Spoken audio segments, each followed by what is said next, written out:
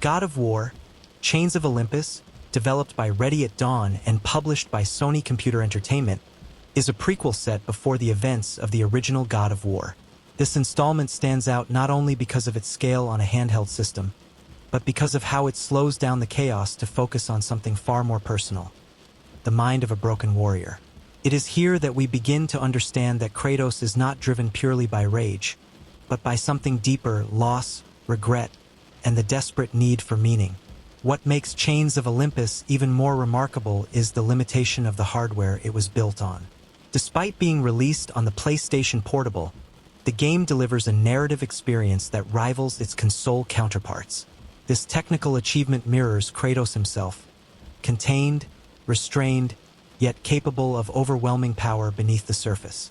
The game uses this limitation as a strength, focusing less on spectacle and more on emotional intensity, which ultimately makes its story more impactful. The disappearance of the sun. At the heart of the story lies a catastrophic event: the sudden disappearance of the sun from the sky. The world is plunged into darkness, chaos spreads among mortals, and the gods of Greek mythology grow desperate. The sun god Helios has vanished, and without him, the balance of the world begins to collapse.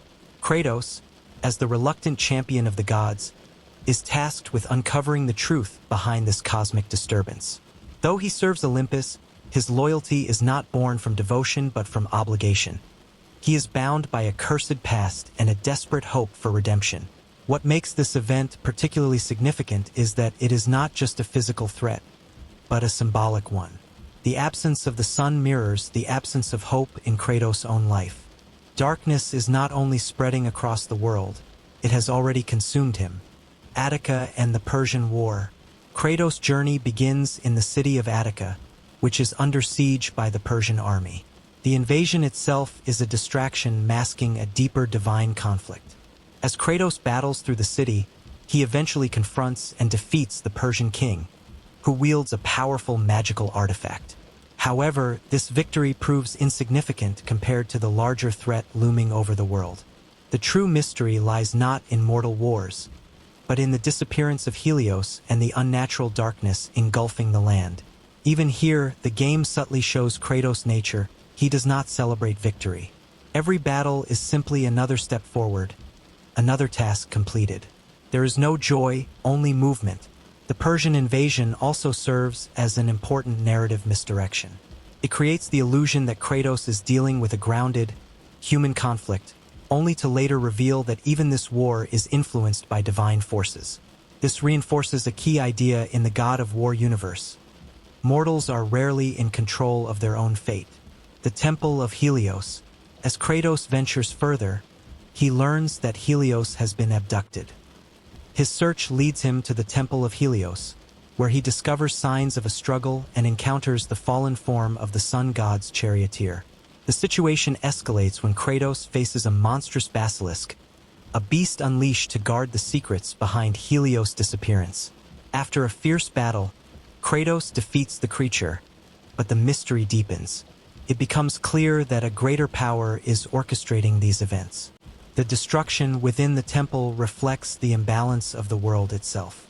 Statues lie broken, sacred spaces are defiled, and the absence of Helios is felt in every corner. It is not just a missing god, it is the collapse of order. Atlas and the greater threat. Kratos soon uncovers that the Titan Atlas has escaped his eternal punishment. In Greek mythology, Atlas is condemned to hold up the heavens for eternity, a punishment inflicted by the Olympian gods after the Titanomachy. In Chains of Olympus, Atlas has broken free from his bonds and seeks revenge against Olympus. His plan is both catastrophic and symbolic. He intends to bring down the heavens themselves, plunging the world into irreversible chaos. Atlas is not just a villain, he is a reflection. Like Kratos, he is burdened, punished, and used. The difference is that Atlas chooses destruction, while Kratos continues to endure. Atlas' rebellion also introduces the theme of inevitability. His punishment was meant to be eternal, yet even eternity proves fragile. This raises an important question. If even divine punishments can be broken, what does that say about the authority of the gods? Persephone's plan.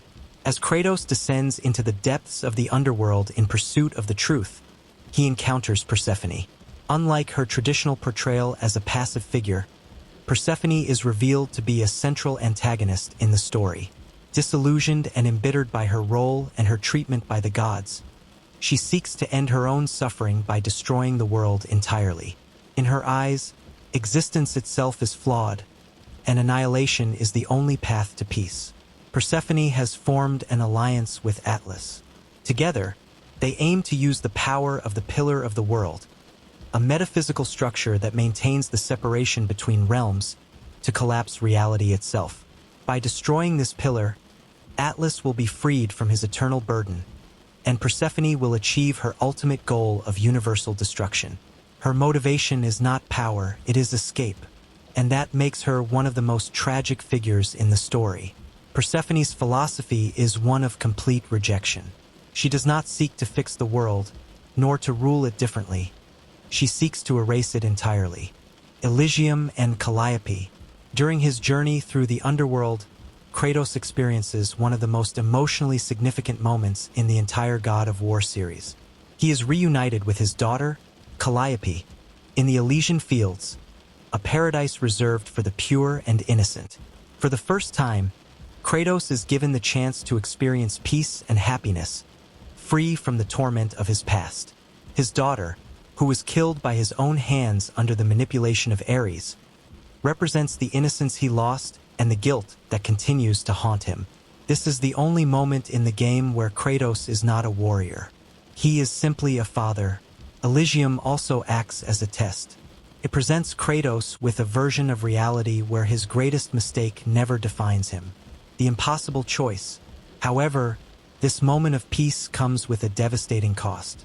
To stop Persephone and Atlas, Kratos must leave Elysium and abandon his daughter once again. This decision becomes the emotional core of the story. Kratos is forced to choose between his deepest desire, to remain with his child in eternal peace, and his duty to save the world. It is a choice that defines his character. Despite his rage and brutality, he is still capable of selflessness. Kratos ultimately chooses to leave Calliope behind. In doing so, he embraces his role as a servant of the gods, not out of loyalty, but out of necessity. This sacrifice reinforces the tragedy of his character. He is a man who can never escape his past, no matter how hard he fights. This decision is what separates Kratos from every other character in the story. Final battle. In the final confrontation, Kratos battles Persephone as she attempts to destroy the Pillar of the World. At the same time, Atlas begins to bring down the heavens. The dual threat creates a climactic struggle where Kratos must overcome both physical and existential challenges. In a brutal and decisive battle, Kratos defeats Persephone, preventing the destruction of the world.